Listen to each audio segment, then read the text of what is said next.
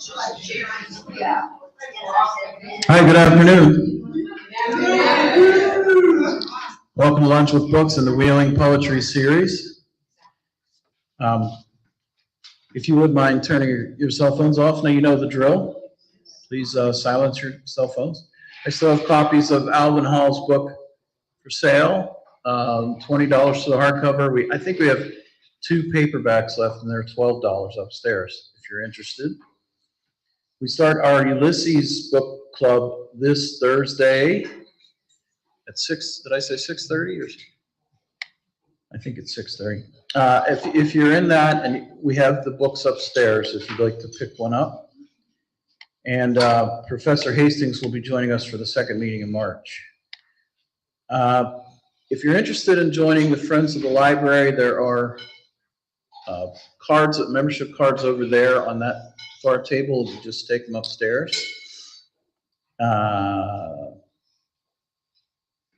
March 5th, for Women's History Month, Allison Fredette will be here. Her book is entitled Heartsick and Astonished, Divorce and Civil War Era West Virginia, and it's largely focused on Wheeling. She is a professor of history at Appalachian State. And then on the 12th, Rust Belt Union Blues with Laney Newman and Theda Skopel. This is a book about why the union members have abandoned the Democratic Party. So it's an interesting topic. And then on March 19th, we'll have our 363 Days to St. Patrick's Day celebration after the holiday with County Mayo Irish Band. Okay. Welcome, as I mentioned, to the Wheeling Poetry Series. And I am going to bring up our curator, organizer, and the poet laureate of our state, Mark Carceral. Please welcome.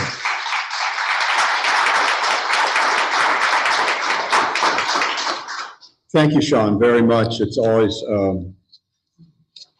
this moment where I can't say thanks enough for all that Sean and this amazing staff at the Ohio County Public Library do, not only for poetry and the arts, but for all of us here in this city and surrounding area of Wheeling.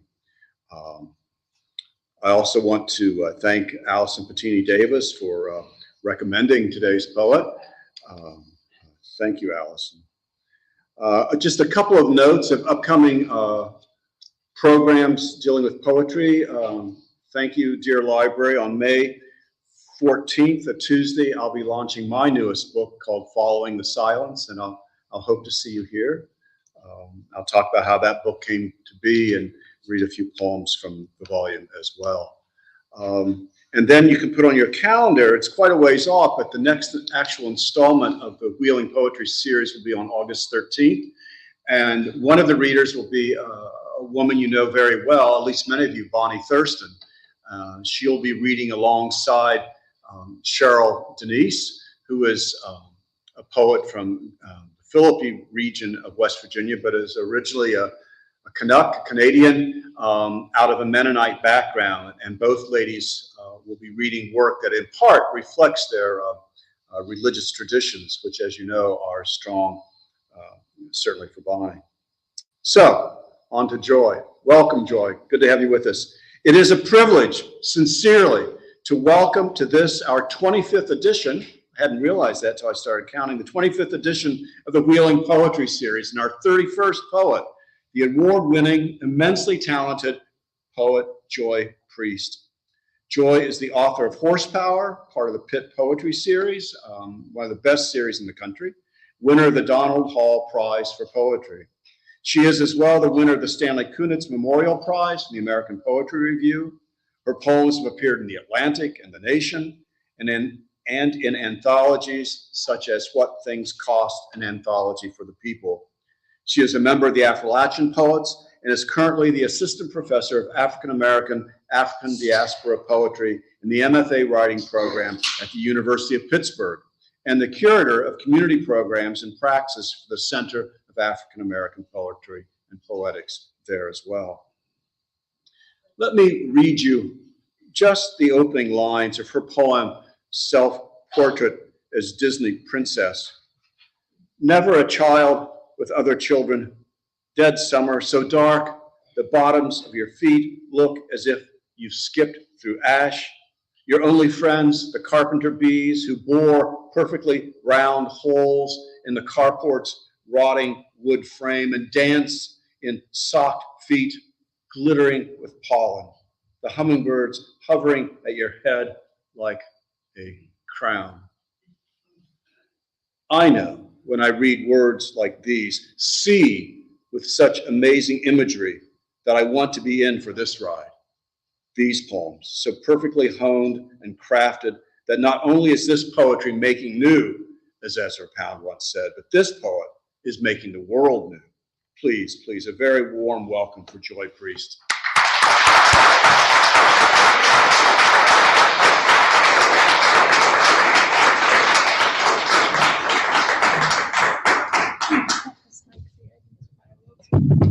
I'm a shorty. Thank you. Hi, everyone.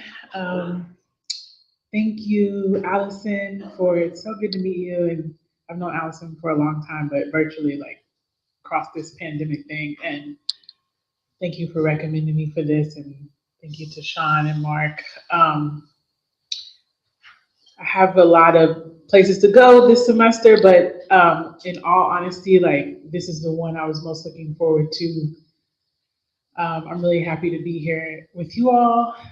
It feels like a kind of coming home. I'm from Kentucky, but you know, Appalachia and particularly the writing community of Appalachia is like family to me, and I'm like already emotional. So this is great. It feels like a long running tradition, and I'm very honored. Horsepower.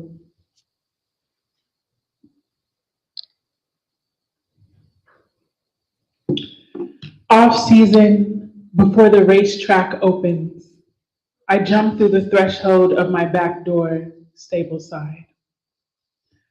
A dove takes off from its nest tucked into the corner of the porch awning, glides through my world, which I can see in its entirety from my top step. The twin steeples and emerald roofs just past our garage. A horse practicing its start out of the gate.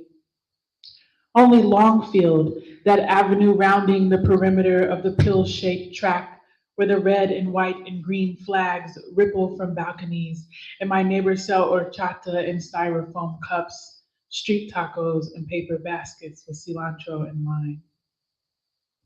Only Longfield and a chain link fence separates the horse's air from mine.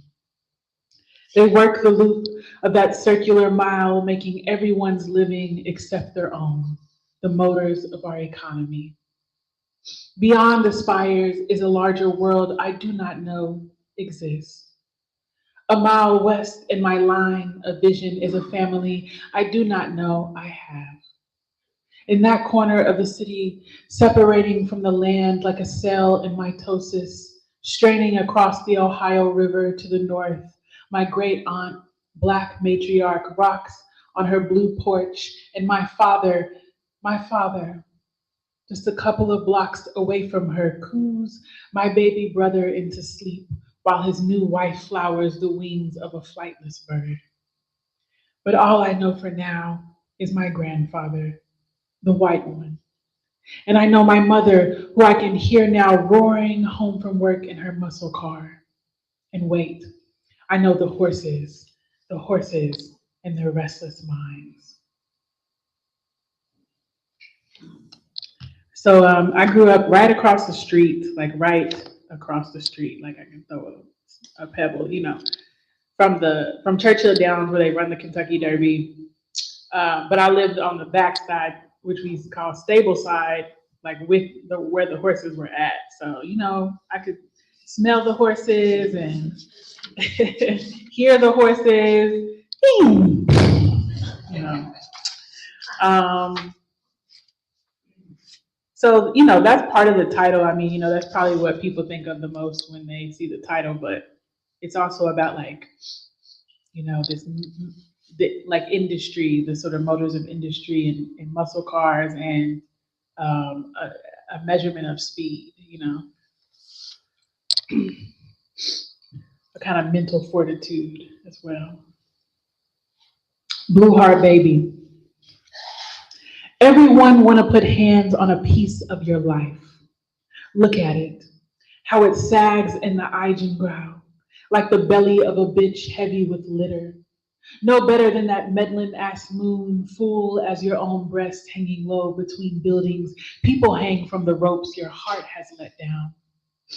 The chaos of stars fill up the dead air. Tiny blue flames in the eye bone of the young old junkie girl follow you around the floor of your humming days. And have you seen yourself? I think I am weak and without purpose, your father texts you from the kitchen sauced up after he rolls his heavy body over the loaded pistol he laid on your bed. Get used to life, he says. Every piece of advice is one the giver followed to his own bitterness. You roll the heavy body of the car you loot from your failed fiance down the highway, even the wheel wobbling with fury, insist on hanging on. You must make it to each new morning alive. Beyond your silent mouth, what can you use to protect yourself? The deceitful company of crowds will fail you, have you out here with your young body in the cold, a house dressed barefoot on some other woman's back porch where no one knows the address. Let it be if this moment is of use to your life. And how long is a moment in time indistinguishable as speed? Peep the ant-sized airplane creeping across the crescent. How to wake up the next day and the next, and not simply after a decade, after 13 moons, stretched belly and empty veins. The gas of constellations run out, heart weighted low in the sky, your chances scattered across the dead years.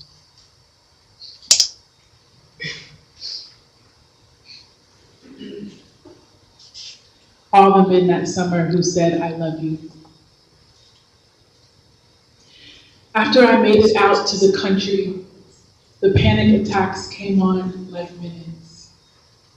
Indiscernible, ceaseless. The fence leaned perpetually and the AC unit droned on and on in the window of the double wide. The mail planes passed overhead like water from a hose. The most I counted while out for a smoke was 13, landing one behind the other. Out there, the world was steady, untroubled, but my body wouldn't let me believe. Brandy's mother let me sit alone in her jacuzzi for hours, comforted me with rose cigarettes and coffee, a hymnal-heavy hand on the back. Brandy came home from work with a bottle of Captain every night after her shift at the Golden Corral and sat with me under the tin roof on the makeshift porch while I confessed. How that summer, after my fiance followed me through Chinatown for an hour yelling it while I looked for the bus stop, I pissed myself and rode the 14 hours back to Kentucky, mildew and smoke. And how once there, my father said it while he rifled through my fiance's abandoned car looking for evidence. And again, he said it while he was interrogating me in drunken fits after finding the name Muhammad on the insurance cards. And are you fraternizing with a foreign operative over and over again with a loaded pistol between us on the kitchen table? And how I'd fled him as I would an assailant, ending up at Misty's, a woman I waited tables with, and how her husband had looked at me desperately as I was leaving and said it, I love you. And how he crept into the room where I slept whispering it while Misty was sound asleep in the next, an empty balloon lightly dusted on the nightstand. And how there had been no panic in my body then, and then, and then, and then, or then.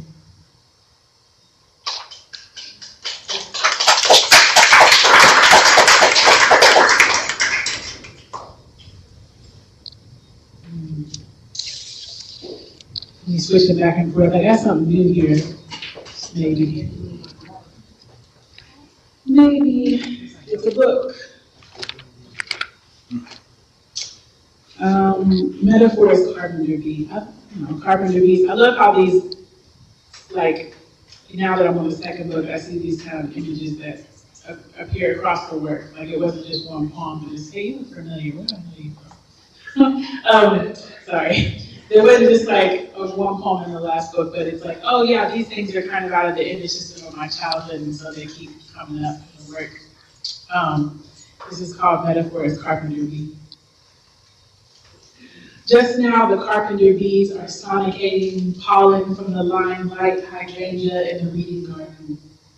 The thoracic ultrasonic vibration fragmenting the cells of the sparkling seed. Music as instrument of work. Acoustic resonators buzzing grains from the flower's anthers.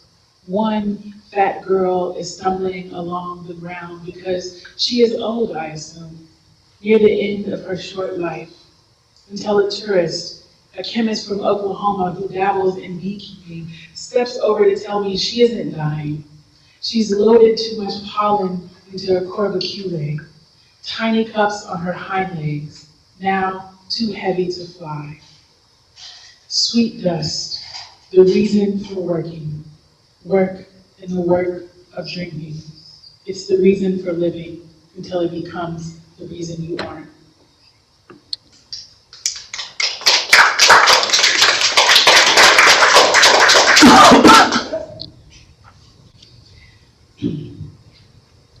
Elegy for Kentucky. Nowhere to drive night upon night that last summer, but back to the Koki couple I was crashing with in her 26-year habit. On the way there, the same horse, always dying at the curb before I turned like a kitschy disco ball onto the street, name I can't recall. There she lay toppled like a toy figurine, calm but huffing, a laboring machine, making steam though the cold air belonged to June, its grief. A filly, done before becoming a mother. Great belly black and wide as all surrender, and that magnificent face still against the grass, waiting on you. There she was every time, whispering something to me, a line throbbing, a visible heartbeat I watched in the mirror for hours with my huge horse eyes.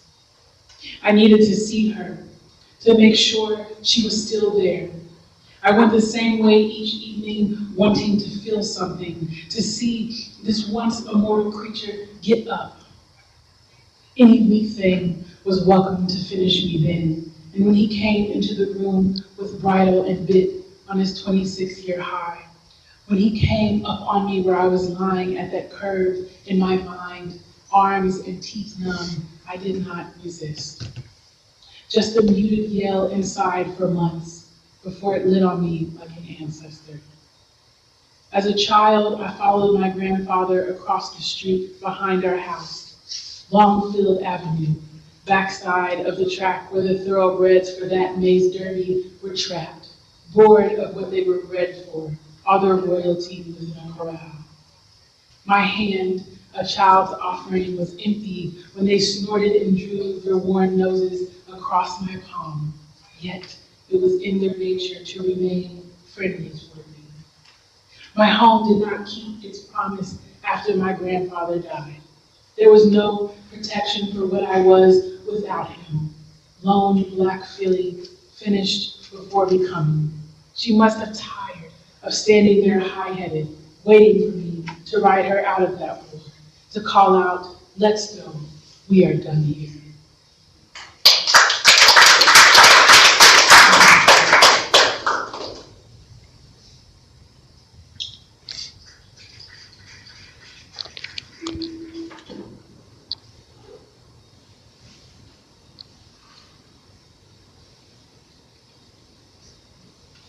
I know Winning Colors is in that little booklet, so y'all might have already read that one. I'm just gonna, that starts the second section. So when I was writing this book, I was really into film. I worked at the Kentucky Theater, which is like this small art house theater for a few years. After college, I went to the UK.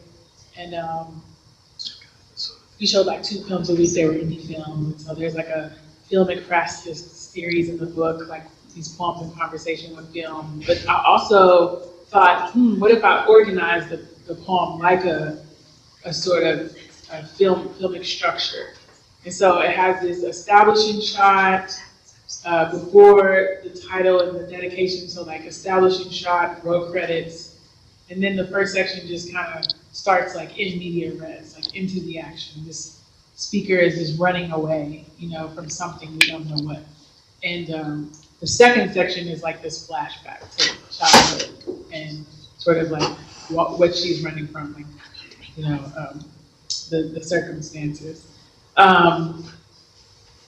So it's kind of like, as a writer, I had to flash back into the mind, my childhood mind, Derby. First Saturday in May, my mother wrestles my hair into 2 ponytails. The only day of the year she bothers. The upsweep of skin pulls my face into a grin. Special occasion barrettes molded into the white plastic body of a horse gallop behind me at the tip of my braids as I race the stretch of our narrow alley street, shouting into the mirrored windows through cartoon-sized teeth. Park here, $10. 8 years old and I am a professional. Up early to greet the regulars, Mr. Whitlock, black Lincoln Town Car, Mr. Crouch, red topless Corvette. I usher the expensive machines into the VIP spaces of our carport, pander through the heavy hands dropped on my freshly parted scalp. All day long, up and down Cliff Avenue, I am my mother's giving. Reeling in the big betters, picking the sure horse, giving directions to the entrance in my tiny voice, selling plots of our yard and lemonade to orange timid men sweating through linen, their nameless women under gaudy hats. We memorize their faces from scratchy lawn chairs beneath a mellow blimp humming through the sky. Then the streets empty. The announcer's voice echoes, blankets our roofs, a distant Oz. Grills warming, beers hissing, crowd buzzing like a radio between stations. We wait for the races to let out, for our customers to stumble back from that fortress we've never been inside. We argue, garage to garage, place the real bet, which of us will be the first to go. One thing we did on Derby, well, when the racetrack opened, when the season opened, is we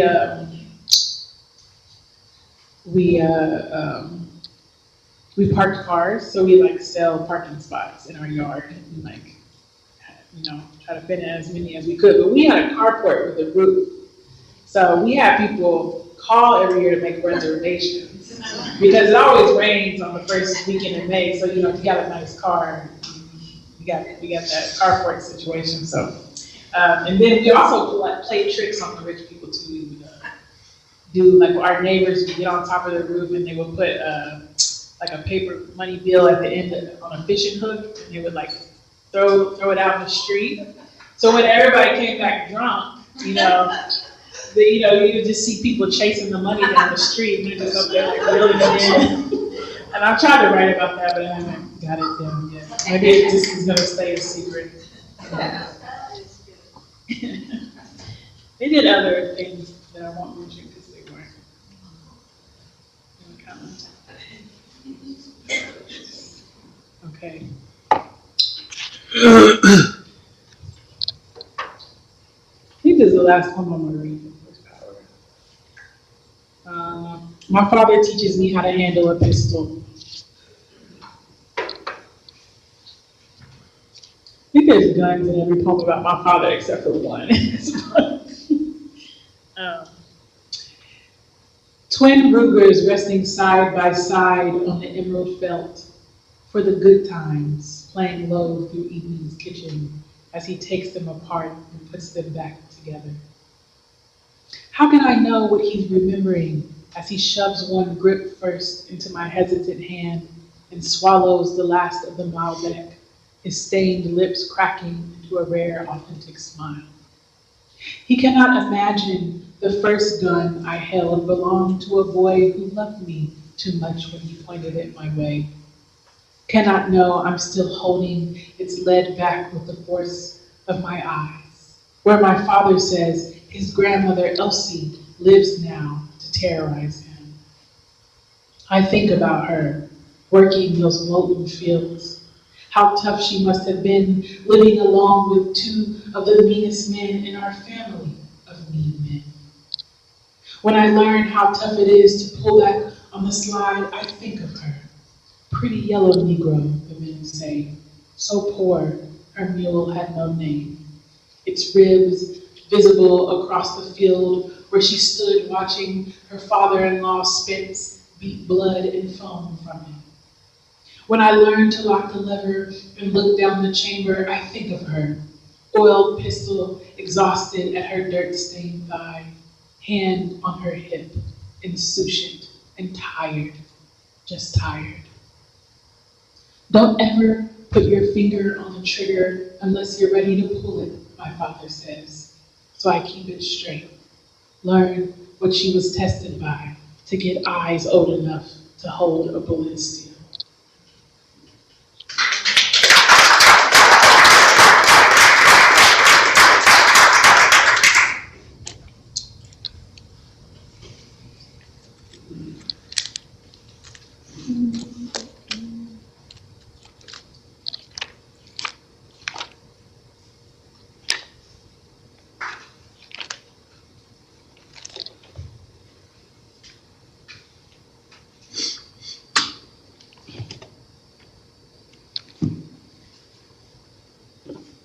I'm gonna have the breath for this poem.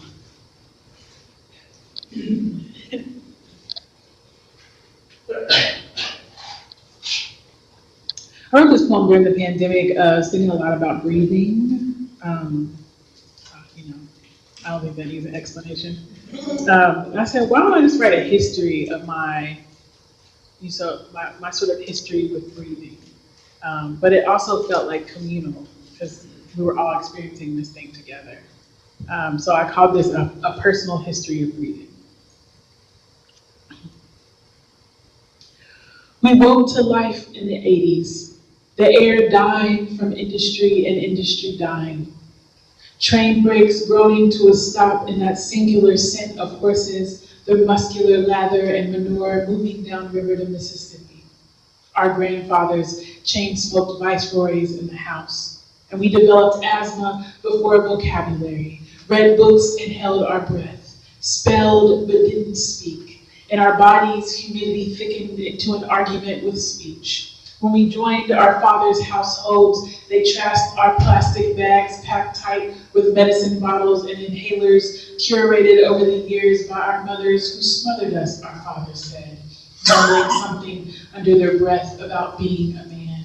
We were daughters, we were Black, and so sons too. They vowed to make us stronger, big-lunged, lit our cigarettes, handed us grip-pleated paper bags in place of pills. In the 90s springtime, we suffered through neon particles of pollen, suction film-like to all blooming surfaces, innocuous and natural purpose, but perverted by a chemical monopoly modifying plant sex and the work of bees. We became allergic to apples because we were allergic to apple trees. At the plant, our fathers were talking their co-workers out of the Ku Klux Klan while we hooped on our still segregated basketball teams, outgrowing childhood over an iron-rimmed summer at parks oxidized to rust.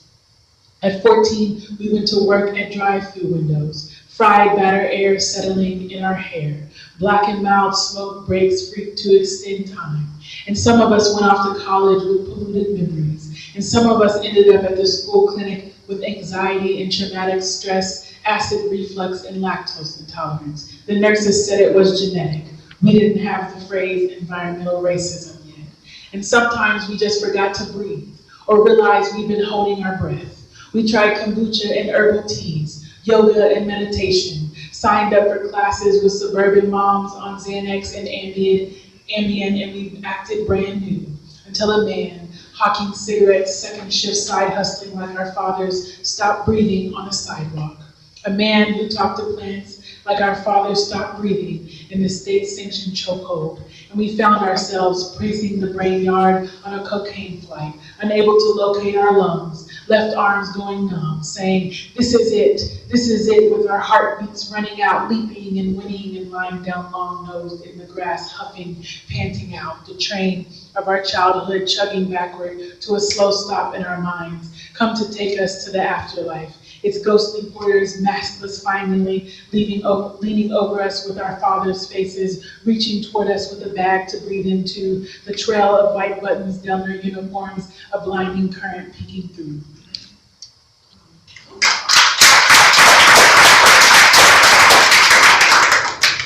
I like that it also takes a lot of breath to read that poem.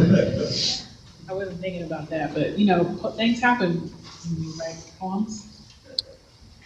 Like a spiritual practice, I still have asthma. The night never ended when one of us died. The night never ended when one of us died.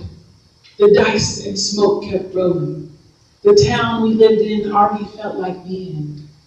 When the phone rung, I was always the one to answer, someone asking for directions, but they couldn't hear my small voice over everyone sighing resolutely together about where we'd ended up.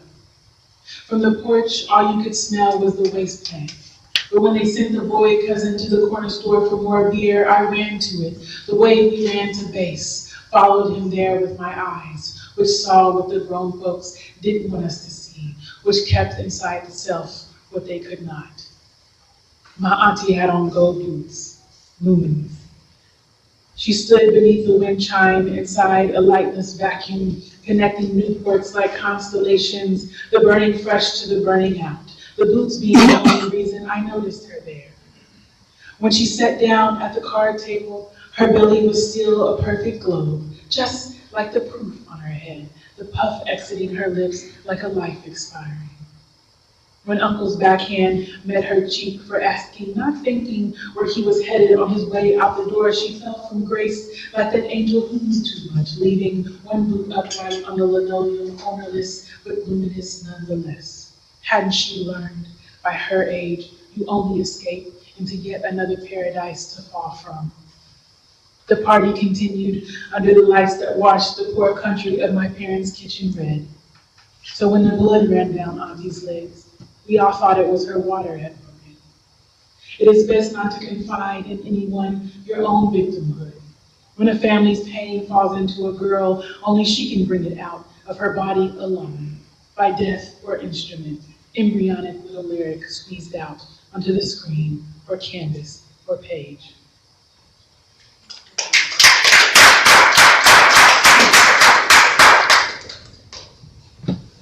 Okay, I have three more. So I was born in 1988, and so I was like conscious for the 90s. And my favorite, I was like a artistic kid. I mean, obviously I'm a poet, but like I did all the arts. And I love to sing and dance. And so my favorite singer of all time is Whitney Houston. And before my voice, before all the cigarettes and the drugs and the drinking and all that stuff, I can't really do too much now. But back then, I could sing I'll Always Love You, which also, I think, who did it first? Dolly Parton? She wrote it, right, yeah. So I just was asked by this poet, Patricia Smith, to write a poem for February, like a love poem, and so I wrote mine for Whitney Houston. It's called When I See the Stars in the Night Sky. When I see the stars in the night sky, I think of Whitney Houston, her sequin glamour. It's 1988, she's center stage, her head thrown back against the black backdrop. She is the only thing glowing, so distant from us in the universe of her voice. She is already dying when I hear her sing the first time. When I slip inside my rhinestone leotard white tights before a mic, my vocal cords are still elastic, vibrating heartstring, not yet sclerotic with unlovely smoke and shame. I'm drawn to Whitney like a cardinal on a branch in winter, beauty too bright for camouflage. Her story, a constellation twinned with mine. I love myself because of her, our sweet lip sweat sparkling in the flame light. I went home inside myself too. The world became so small, secrets collapsing my life into a vacuum. To burn a little longer, Whitney, you know, no one is coming. You must save yourself.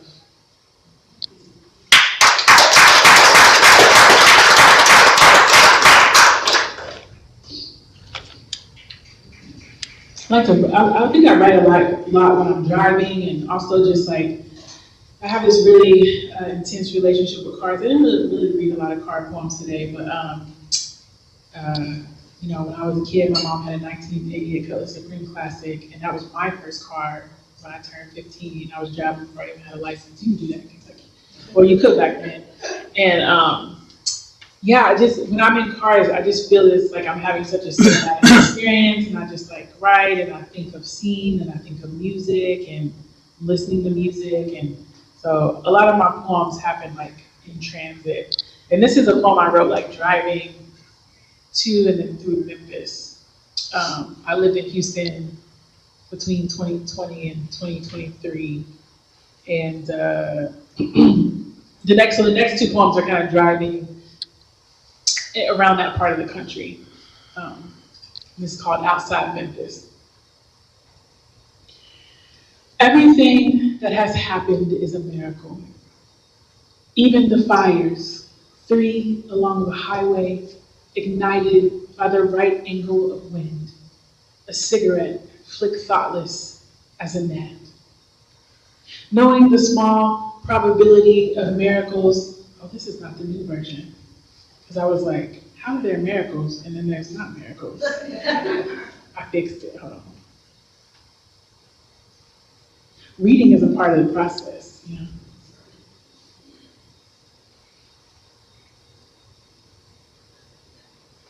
I was like, it was getting good though. What's going on here? Okay. Outside Memphis. Even the fires, 3 along the highway, ignited by the right angle of wind, a cigarette flick thoughtless as a gnat. Knowing the small probability of miracles, I protect my serotonin, guard my feelings. All summer I eat immaculately, bright berries and leaves, fish the color of sunset. The audacity of it to open me. That stunning sunset outside Memphis, right before I entered the woods. Those hidden towns, unincorporated in swamp blips, running past like chances. Fear washed over me as the light went maroon. Where was I? Deep in a place from which I might not emerge. Until I saw the sign, birthplace of Isaac Hayes, which I saw because I slowed down. Because I've been made willing by that sunset to let whatever must happen, happen. The sun and moon hung the same height in the sky. I started to speak to you then, as if you were in the car, fumbled prayers.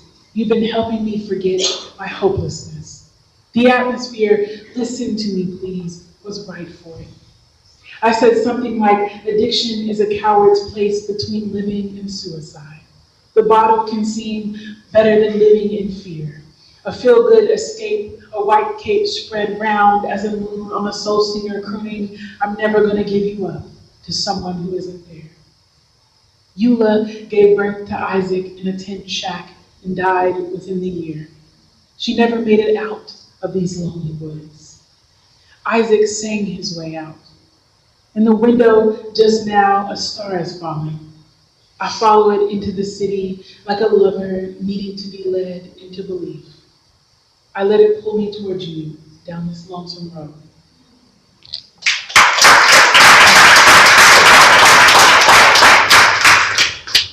That poem is kind of like, the woods are kind of like this chronic, I'm experiencing the depth of this sort of long-term existential dilemma that I find myself to be in with love. You know, it's like the one thing. I'm like one of those like overachieving women. I can figure everything else out, but the logic and the reason, it doesn't work with like relationships. And so it just never has happened for me yet. So I'm like, I'm in these woods. Like, will I ever emerge into love, you know? So that's what I was trying to say in that poem. I don't know if it's done yet. And I guess I'll end with this one. Have I read enough? Take some questions. Okay, good. Okay. People, I've like looked at my, like, you know, sometimes this is embarrassing to admit, but you Google yourself to see if anyone has said anything about you. And I'll Google myself and it'll be like, Joy Priest, Big Jeff poem. And I'm like, the poem is not called Big Jeff. Like, everybody requests this poem. It's like when a band has like a greatest hit and like everybody's like, play that song, encore, encore. And they're like, they don't want to play that song. But now I'm not in Texas anymore, so I kind of just read the poem. Because I wrote it in Texas, everybody in Texas always wanted me to read it. And I was trying to like write a funny poem because I was sad. But okay, this is called Looking for the Beautiful Things. I live in Texas now, and in the next lane over on I-10, Big Jeff is soaring at twin speed toward the dust-pending horizon, and something base and graceful has taken us over, like if I took my hands off the wheel, we would lift into the air and become part of the indistinguishable wave of laughing gulls above.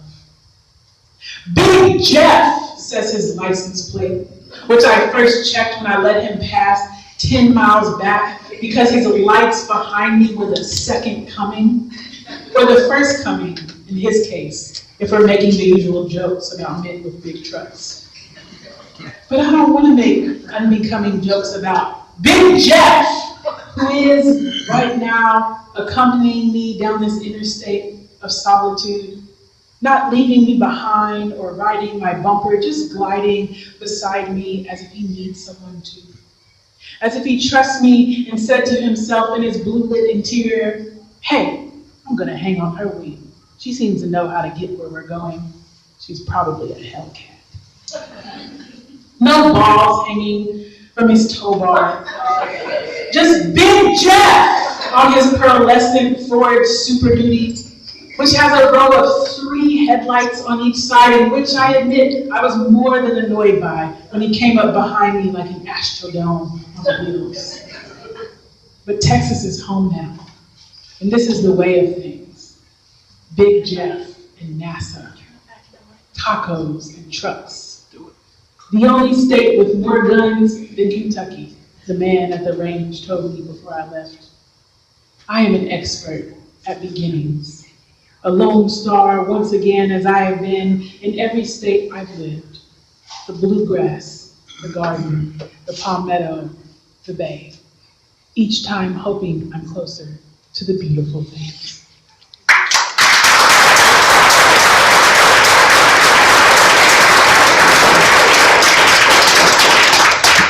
Questions for Joy? By the way, I'm not going to ask for Big Jeff. I'm going to ask for the poem with the Astrodome on wheels. That's what I'm going to ask. Questions for Joy? In back first. Joy, thank you. I enjoyed your poetry. It puts me in the mind of Nikki Giovanni. I'm just wondering, was she any inspiration to you at all? You know, I meant to start off with a poem by her today, or James Wright. I was trying to figure out which one. I love James Wright. I know I'm in the home of James Wright and Nikki Giovanni too, really. But you know, when I was younger, like high school, I had the Big Green collected poems of hers, and interestingly, she was the teacher of my teacher, Nikki Finney.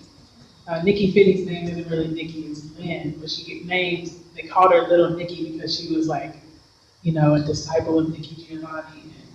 And, so I'm sure the influence comes down not only through, like, because I read Nikki Giovanni, but also because my teacher was her student.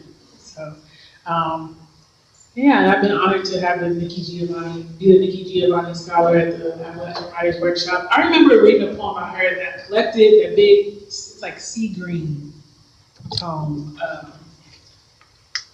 Because I was a tomboy growing up, and I remember her like this one poem about the debutantes. The debutantes sitting on the porch, waiting for the dates with the makeup. And she was like kind of making fun of it, and I was like, yeah, this is a poem for me, you know. She was talking about militarism and all this, you know. So yeah, for sure. And Someone over here. you asked how I get to Pittsburgh. Yes, how did you get to Pittsburgh? I got this job, yeah. But I applied for it, you know, the description matched like exactly the work I was doing with my doctoral studies, but I was very, you know, I applied to it very intentionally because of like where it is and like the region of the country that's important to me, and we're also closer to my, you know, my family in Kentucky, but also my dad's family in Cleveland, and, you know, community I have in Youngstown, and so I'm really happy to be there, and they were also my press, you know. But yeah, I came for the job, girl, because I need it. I'm tired of being financially insecure. Other questions? I like Pittsburgh a lot, though. Yeah, unexpectedly, because everywhere I moved, as you can hear from the last poem, I moved, lived like 6, 7 different places since I left Kentucky. But I've always been like, oh yeah, this is the place I want to be. It looks good on paper, and then I get there and I'm restless and I don't like it. And so I didn't have any expectations for Pittsburgh. I went for the job, and so it's really been lovely to really just come into a admiration for it. There's so much to do. It's beautiful. Other questions? Yes. When did you know that you'd like to be a poet, that you wanted to write? Did you, in school, did you develop that? Oh goodness. So I can't even remember if I wrote poems when I was a little girl, but I was writing, like when I started reading, I started writing. Like I was like writing very young. It was just, I think it's more so just like the way I move in the world, like understand the world and like communicate and stuff. Like I was kind of shy when I was younger. And then I moved into a house with this big patriarchal man, and I wasn't allowed to talk, have an opinion very much, so then you get pissed off and you go write. But yeah, I think I was like just a reader, and then I just was imitating. But when I was in undergrad, I was a journalism major because I thought this is, you know, I can actually do something with this and still be a writer. But then while I was the featured editor at the Kentucky Kernel, Nikki Finney won the National Book Award, and I interviewed her. And then I started taking her classes, and I met, you know, like all the Affrilachian poets, and she took us to Hyman, and she took us to like, Hyman Settlement School, and I was like, oh my God, there's like this huge history of like Kentucky writing and Appalachian writing, and I was like, oh, you can just like be a poet, you know. So then that's when I started thinking about it seriously. It's like I can do this to make a living. At that point, that might not have been true, but it's yeah. I really enjoy your poetry, and I like how you embrace culture and the things you're sharing that maybe a lot of people aren't aware. So did your father, did he have siblings? Yeah, he had 4. He has 4. Well, he has 3, but 1 passed. But yeah, they all grew up in Cleveland. What about your mother? Was she? She, you know, I gotta write a memoir that people keep telling me. I don't want to go too far into this question because I'll just be up here telling y'all the whole story. But she had 2, but they didn't grow up with her. She grew up in the house with her father and my grandfather. And her mother left when she was like 2, which is strange. Like women back in the 50s didn't do that kind of thing, but her mom ran away. So just her and her dad growing up. Yeah. And they're from, you know, Western Kentucky farmers. Yeah. Great, thank you so much. Yeah.